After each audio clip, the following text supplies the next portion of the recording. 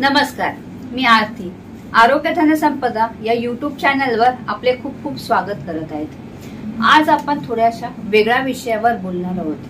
आता मागच्याच काही काळामध्ये आम्ही एक ट्रिप केली होती. ती trip statue of unity, Gujarat.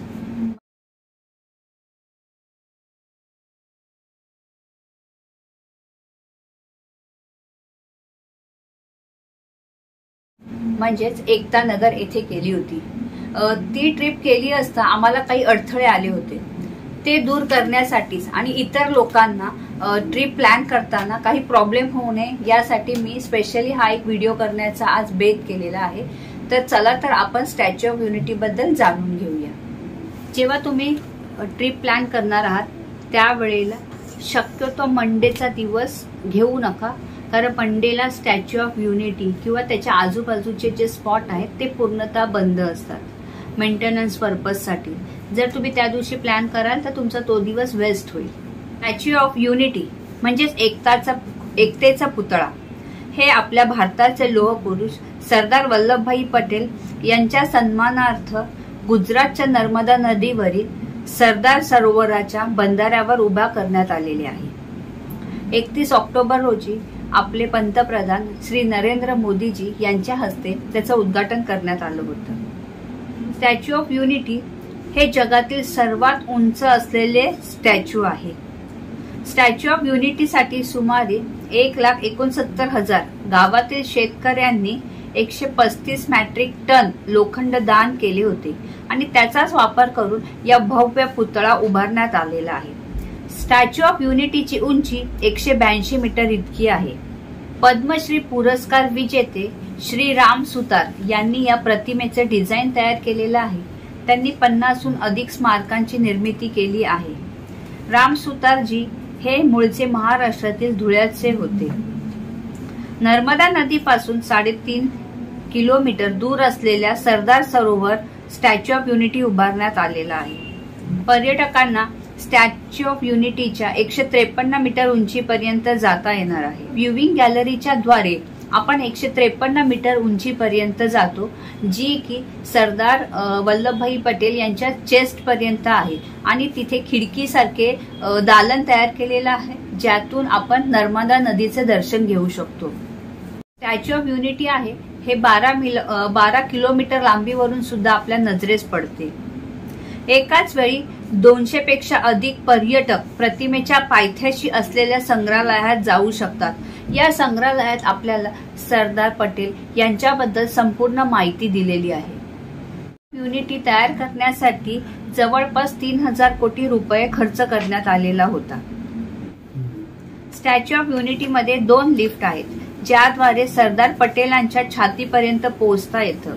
तिथे गॅलरी आहे, तिथून सरदार सरोवराचं विहंग दृश्य पाहता येतं. त्यातील सर्वात उंच मूर्ती किंवा पुतळा बघण्यासाठी आपण कसे ट्रॅव्हलिंग करणार आहोत त्याबद्दल माहिती करून घेऊया. यामध्ये आपण 3 प्रकारे ट्रॅव्हल करू शकता. पहिले तर आपण फ्लाईटने जाऊ शकतो, दुसरं आपण ट्रेनने जाऊ शकतो आणि तिसरं आहे आपण आपल्या प्रायव्हेट व्हेकलने जाऊ शकतो. तर आज आपण यामध्ये प्रत्येक गोष्टीचा मिळून किती खर्च होणार आहे मी तुम्हाला एक बजेट सांगणार आहे की स्टॅच्यू ऑफ युनिटी पाहण्यासाठी जर तुम्ही जात असाल तर तुम्ही कशा प्रकारे आणि किती खर्च करू शकता. ठीक आहे, पहिले तर आपण फ्लाईटचं बघूया.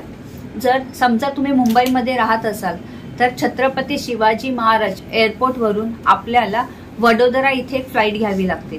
त्या फ्लाईटची कॉस्ट साधारण 4,000 ते 12,000च्या दरम्यान असू शकते.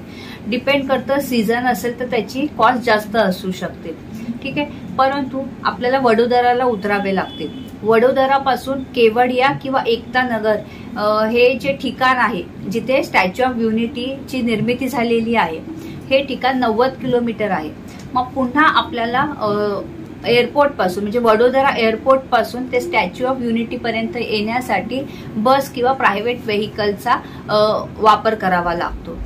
फ्लाईटने तुम्ही ट्रॅव्हलिंग करणार आहात तेव्हा साधारणतः मुंबई ते वडोदरा हे 1.5 तासाचं अंतर आहे आणि पुन्हा वडोदरा ते स्टॅच्यू ऑफ युनिटीचा जो स्टॉप आहे ते साधारण 2 ते 2.5 तासाचं अंतर आहे. दुसरा ऑप्शन आहे कार. जर तुम्ही मुंबईवरून एकता नगरकडे निघत असाल तर साधारणतः 11 तास आपल्याला लागतात. ठीक आहे. त्यानंतर डिपेंड करतं तुमची गाडी पेट्रोल आहे का, सीएनजी आहे का, डिझेल आहे का. ठीक आहे. त्याचं टोटल जे किलोमीटर आहे ते 442 किलोमीटरचं अंतर आहे. मग यावरून तुम्ही ठरवू शकता की तुमची गाडी कोणत्या पद्धतीची आहे आणि कोणत्या प्रकारचा फ्युएल तुम्हाला लागणार आहे, आणि त्याप्रमाणे तुम्ही तुमचं बजेट कॅल्क्युलेशन करू शकता. सगळ्यात सोपा पर्याय आहे ट्रॅव्हलिंग करण्याचा, तो मला ट्रेन वाटते. ठीक आहे. ट्रेनचं कसं आहे की दादर स्टेशनवरून डिरेक्ट एकता नगरसाठी रोज रात्री 11:50 वाजता एक ट्रेन असते.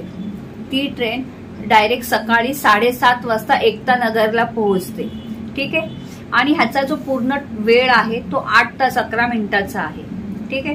त्यानंतर याची जे तिकीट आहेत ट्रेनने ट्रॅव्हल करण्याचे, ते स्लीपरमध्ये जर तुम्ही ट्रॅव्हल करत असाल तर 310 रुपये पर पर्सन असते. 3E मध्ये तुम्ही ट्रॅव्हल करत असाल तर 740 रुपये आहे.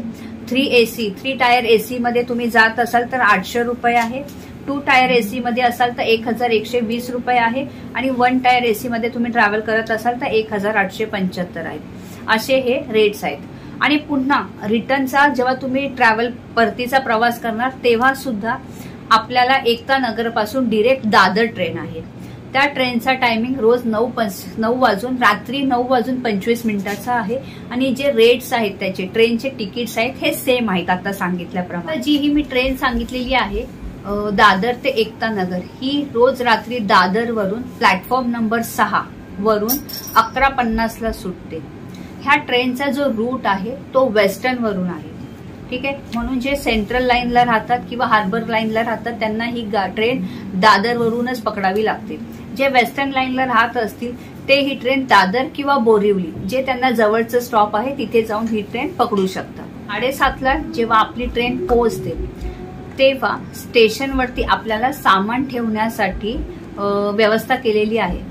पण ती जी व्यवस्था आहे त्याच्यामध्ये आपल्याला 35 रुपीज पर बॅग असे आपल्याला चार्जेस भरावे लागतात. तुम्ही काय करू शकता, समजा तुम्हाला एक दिवसात स्टॅच्यू ऑफ युनिटी फिरायचं असेल तर तुम्ही जे काही लगेज आणलेलं आहे ते तुम्ही स्टेशनवरती जो एरिया आहे सामान ठेवण्यासाठी तिथे ठेवू शकता. आणि तिथूनच बाहेरूनच लगेच श्रेष्ठ भारत भवनसाठी बसेस आहेत, त्या फ्री ऑफ कॉस्ट आहेत. ठीक आहे. त्या पकडून तुम्ही श्रेष्ठ भारत भवनला आपल्याला जावं लागतं. तिथे गेल्यानंतर तिकीट काउंटर आहे. त्याचे रेट्स मी तुम्हाला आता सांगणार आहे. ह्या चार्टमध्ये दाखवल्याप्रमाणे तिथे रेट्स आहेत. तर तुम्ही ऑनलाईन किंवा ऑफलाईन याचं बुकिंग करू शकता. आणि पुन्हा श्रेष्ठ भारत भवन पासूनच आपल्याला स्टॅच्यू ऑफ युनिटीसाठी फ्री ऑफ कॉस्ट बसेस चालू केलेल्या आहेत. त्या बसच्या साहाय्यानेच तुम्ही स्टॅच्यू ऑफ युनिटीच्या स्टॉप जवळ जाऊन उतरा आणि तुमचा जो प्लॅन आहे मी सांगणार आहे त्या पद्धतीने तुम्ही एक्सप्लोर करू शकता. समजा जर तुम्ही प्रायव्हेट व्हेकलने येत असाल तर तरी सुद्धा तुम्हाला श्रेष्ठ भारत भवन इथे कंपल्सरी पार्किंग करणं आवश्यक आहे. कारण कोणतंही प्रायव्हेट व्हेकल हे स्टॅच्यू ऑफ युनिटीच्या परिसरामध्ये अलाउड नाही आहे. तर तुम्हाला श्रेष्ठ भारत भवन इथेच पार्किंग करणं गरजेचं आहे. आणि अजून एक महत्वाची गोष्ट सांगू इच्छिते मी की श्रेष्ठ भारत भवनला जर तुम्ही तुमचं सामान ठेवत असाल तर तिथे फ्री ऑफ कॉस्ट आहे. तुमचं सामान ठेवायला काही चार्जेस लागत नाहीयेत. आपली ट्रिप कशी प्लॅन करायची याबद्दल माहिती जाणून घेऊया. सर तुमच्यासोबत सिनियर सिटीजननी लहान मुलं असेल तर शक्यतो तुम्ही ट्रिप आहे ती 3 दिवसाची करा. आज आपण यामध्ये 3 दिवसाची ट्रिप मध्ये तुम्ही काय काय बघू शकता, समजा 2 दिवसाची असेल तर काय काय कोणत्या कोणत्या वेळेला बघू शकता, आणि जर 1 दिवसाची करत असाल तर काय करू शकतात याबद्दल आपण माहिती करून घेऊ. 3 डेज मध्ये आपण काय काय बघू शकतो. तर फर्स्ट आपण डे 1 ला बघूया.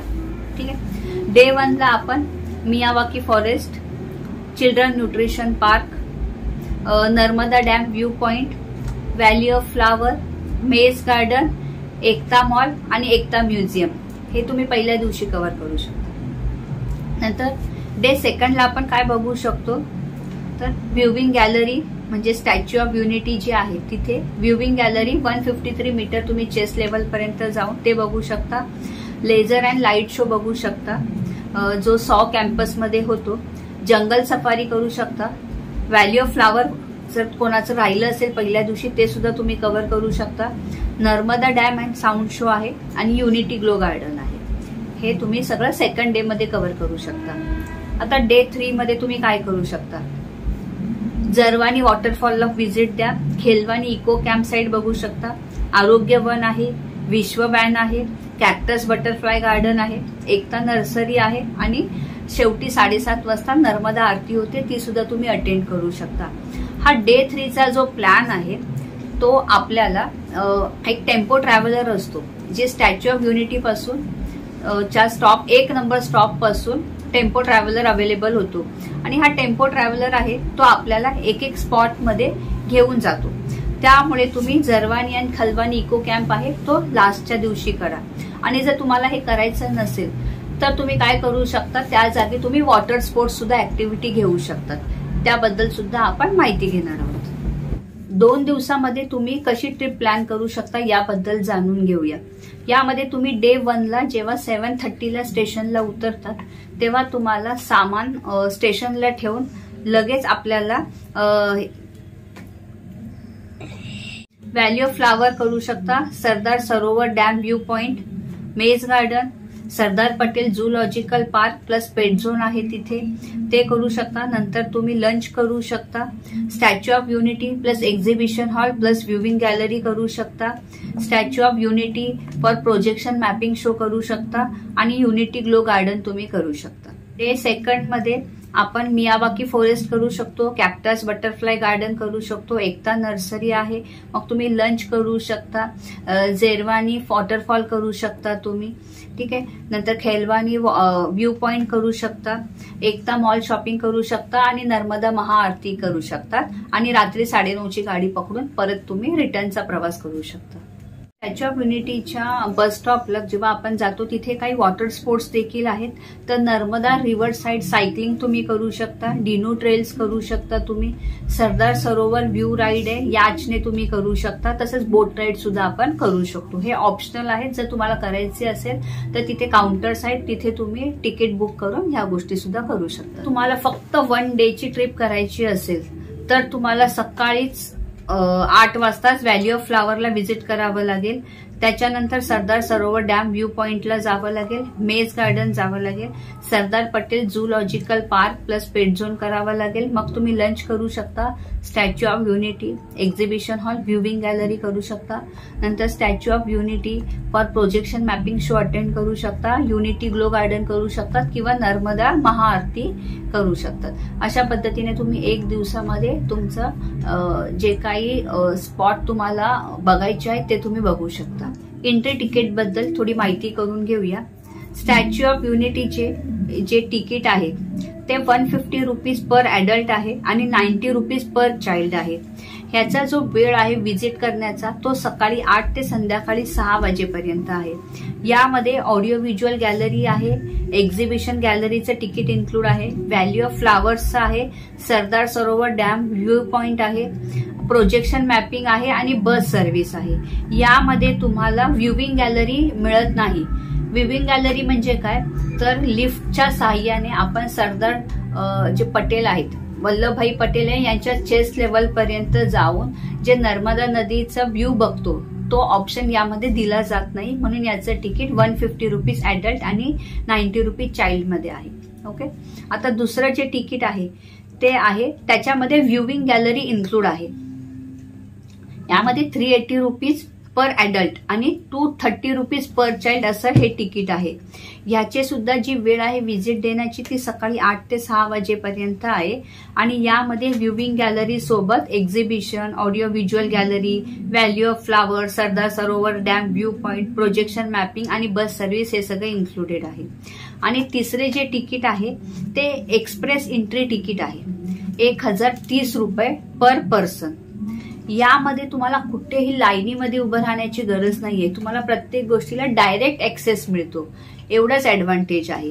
आणि जे 380 रुपीजचं तिकीट आहे त्या सगळ्या सोयी आपल्याला ह्या तिकीटमध्ये मिळालेल्या आहेत. आणि बाकीचे जे तिकीट्स आहेत ते आपण ह्या चार्टमध्ये बघणार आहोत. जसं जंगल सफारी आहे त्याचे 200 रुपीज ऍडल्ट आहेत. प्रत्येकाचे चार्टमध्ये आपल्याला कळणार आहे. आता जर तुम्ही 2 दिवस किंवा 3 दिवसासाठी ट्रिप प्लॅन करत असाल तर आपल्याला स्टेची आवश्यकता आहे.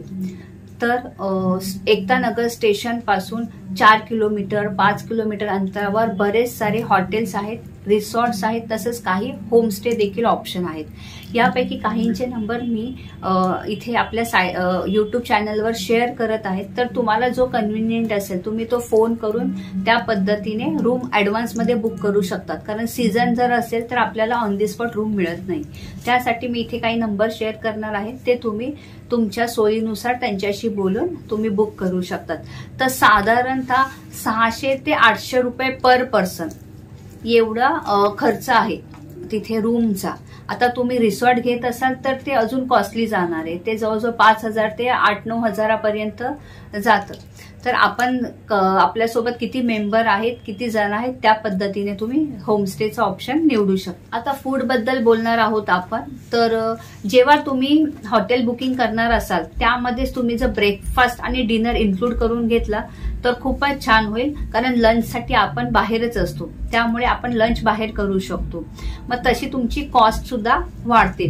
साधारणतः 600 ते 800 रुपये पर पर्सन ही तुमच्या दिवसाच्या जेवणाची कॉस्ट साधारणतः होऊ शकते. यामध्ये तुम्ही काय खाणार असाल ते सुद्धा डिपेंड करतं. पण लोकल ट्रॅव्हलिंग जे आहे एकता नगर स्टेशन पासून, त्याबद्दल माहिती घेऊया. जर तुम्ही एकता नगर स्टेशनला उतरलात तर श्रेष्ठ भारत भवन जाण्यासाठी आपल्याला फ्री ऑफ कॉस्ट बसेस आहेत. पण जर तुम्हाला डिरेक्ट हॉटेलला जायचं असेल तर आपल्याला बसेस अवेलेबल नाही होत, तर आपल्याला प्रायव्हेट टॅक्सी करावी लागते. या टॅक्सीचा वन टाइमचे चार्जेस साधारण 100 to 150 रुपीज एक साईड जाणं पडतं आपल्याला. तर त्यासाठी 1-2 टॅक्सीचे नंबर आहेत, ते सुद्धा मी शेअर करत आहे. जर तुम्हाला वाटत असेल तर तुम्ही त्यावरती कॉल करून बुक करू शकता. त्यानंतर तसंच तिथे पिंक कलरच्या ऑटो देखील आपल्याला आढळून येतात, जे स्टॅच्यू ऑफ युनिटी पासून आपल्याला वेगळ्या वेगळ्या स्पॉट पर्यंत घेऊन जातात. त्या पिंक कलरच्या ज्या ऑटो आहेत त्या साधारणतः महिलाच तुम्हाला चालवताना आढळतील. तुम्हाला कोणत्याही स्पॉट पर्यंत जायचं असेल तर श्रेष्ठ भारत भवन हे जे आहे ते सेंटरचं स्टॉप आहे. तिथेच तुम्हाला येऊन जे काही स्टॅच्यू ऑफ युनिटीसाठी बस आहे ती पकडायची आहे, किंवा जर तुम्हाला त्याच्याने नसेल जायचं तर पिंक कलरच्या ऑटो देखील अवेलेबल आहेत. या साधारणतः फक्त महिलाच चालवतात तिथे, ठीक आहे. आणि ह्या पेड सर्व्हिसेस आहेत. बस आहे ती फ्री ऑफ कॉस्ट आहे, पण ज्या ह्या पिंक कलरच्या ऑटो आहेत त्या पेड सर्व्हिसेस आहेत. तर ते तुम्हाला स्टॉप टू स्टॉप नेण्यासाठी वेगळे वेगळे चार्जेस करतात. फक्त 3च लोक अलाउड असतात, त्यापेक्षा जास्त लोक अलाउ केले जात नाहीत. तसेच तिथे इलेक्ट्रिक सायकल ची सुद्धा फॅसिलिटी प्रोव्हाइड करण्यात आलेली आहे. ही जी सायकल आहे ती 200 रुपीज पर आवर असं चार्ज करते. आणि नंतर जर एक्स्ट्रा आवर झाला तर 3 रुपीज पर मिनिट असं चार्ज केलं जातं. आणि अजून पुढचा 1 तास गेला तर 2 रुपीज पर मिनिट असं चार्ज करते, ठीक आहे. तर ह्या सायकल तुम्ही घेऊन जाऊ शकतात. आणि प्रत्येक स्टॉपला प्रत्येक स्पॉटला सायकलचे सुद्धा स्टेशन्स आहेत. तिथे जाऊन त्यांची जी लोक असतात ती त्याच्यामध्ये ऍडजस्ट करतात. जे तुमचा वेळ आहे तो स्टॉप केला जातो, म्हणजे ते तुम्हाला पुढे चार्जेस लागत नाहीत. तर ह्या फॅसिलिटीचा सुद्धा तुम्ही उपयोग करून घेऊ शकता. सगळ्यात महत्वाची गोष्ट म्हणजे जेव्हा स्टॅच्यू ऑफ युनिटीला तुम्ही व्हिजिट करता, संध्याकाळी लेझर प्रोजेक्शन मॅपिंग शो असतो.